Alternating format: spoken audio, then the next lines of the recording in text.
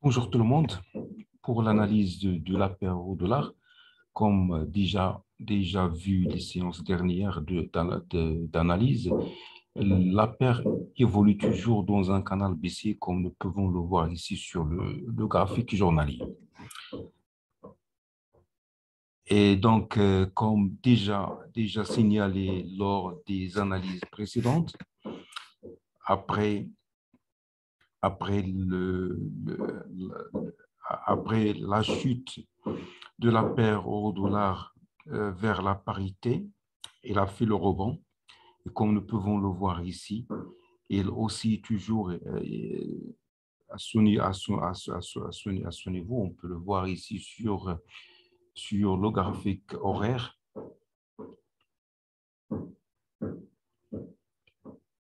Donc,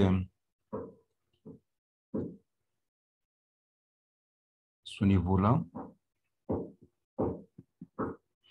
Donc, il est dans un canal.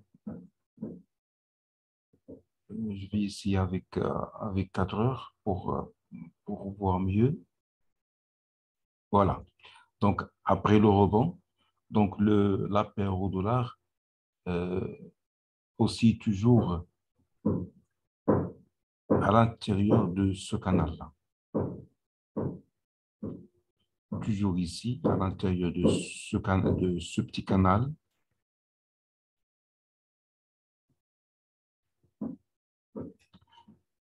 Donc, c'est une consolidation. C'est une consolidation qui a persisté pendant plusieurs jours, même la déclaration de la BCE d'augmenter ses taux d'intérêt de 50 points de base n'a pas suffi pour, pour que la paire au dollar évolue vers le canal supérieur, vers le canal, pardon, la borne supérieure du canal baissier, c'est-à-dire ici. C'est-à-dire ici, donc, il est toujours en train de consolider dans cette partie-là, en attendant les déclarations de la Banque, de la Réserve fédérale américaine de ce soir. Ici, même, comme j'ai dit, les déclarations de la BCE, même les déclarations de la BCE d'augmenter ses taux d'intérêt après la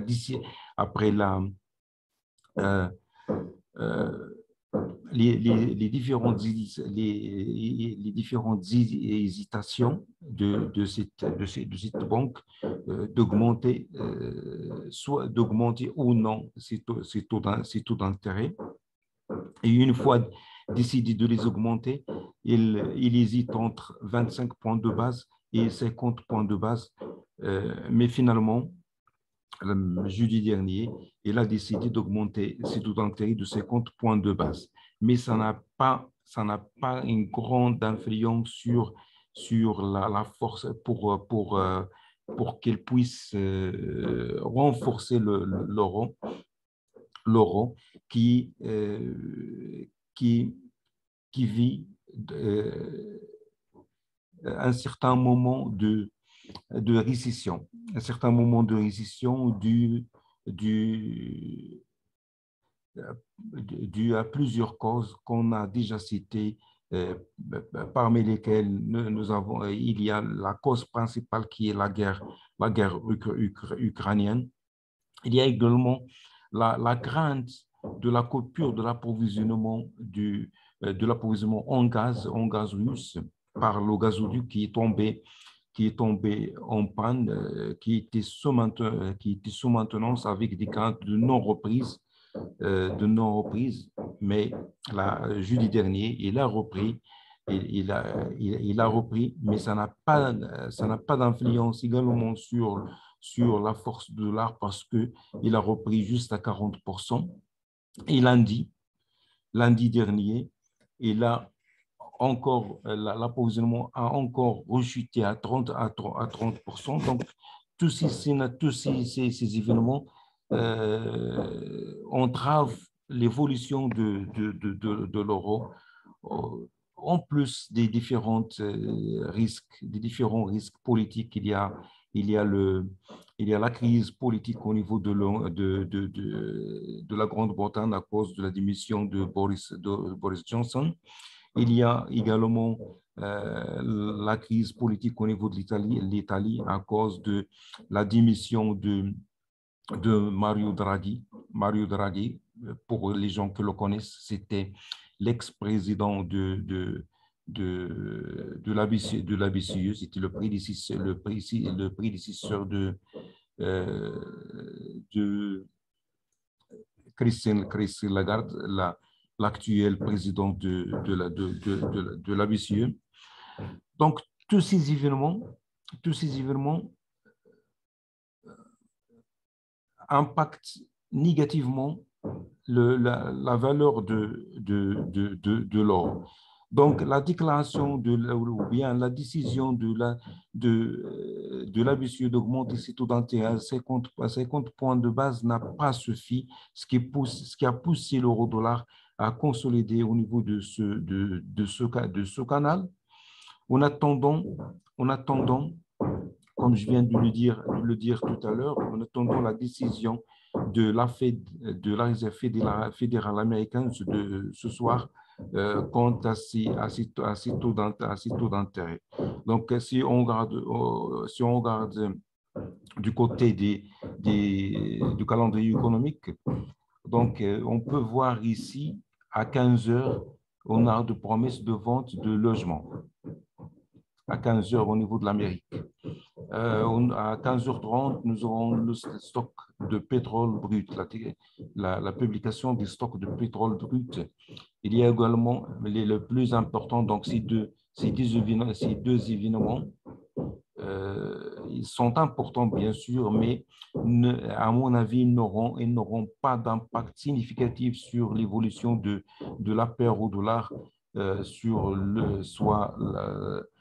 soit l'augmentation, la force du dollar ou de sa faiblesse. C'est par exemple, promesse de vente de logement a augmenté. Donc ici, c'est un signe de consommation, donc d'augmentation de l'inflation, ce qui pourrait être un signe ou un précurseur de la Fed d'augmenter encore davantage ses taux d'intérêt. Ici, le stock de pétrole également, s'il s'avère important, donc ça serait un bon signe.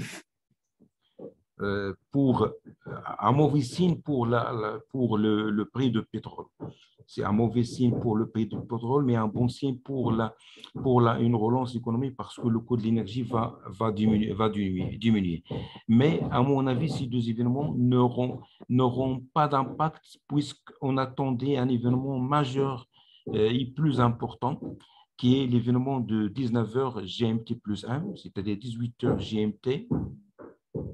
18h GMT.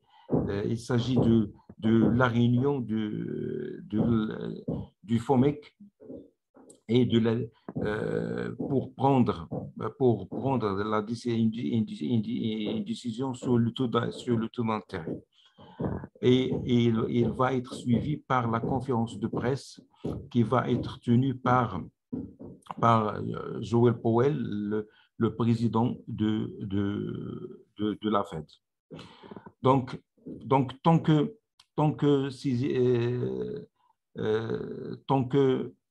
nous ne savons pas encore la décision de la Fed quant à ces taux d'intérêt, donc je crois que la paire euro-dollar va consolider encore dans ce range. Mais si jamais la Fed déclare augmenter davantage ses taux d'intérêt, donc à mon avis, l'euro-dollar va chuter vers la parité et peut-être au-dessous de la parité parce que le dollar se renforce davantage, jour après jour, après ces événements, mais l'euro ne fait, il n'y a pas de précision, il n'y a pas de catalyseur pour renforcer l'euro dans ces circonstances. Donc, merci pour votre attention et à la prochaine analyse.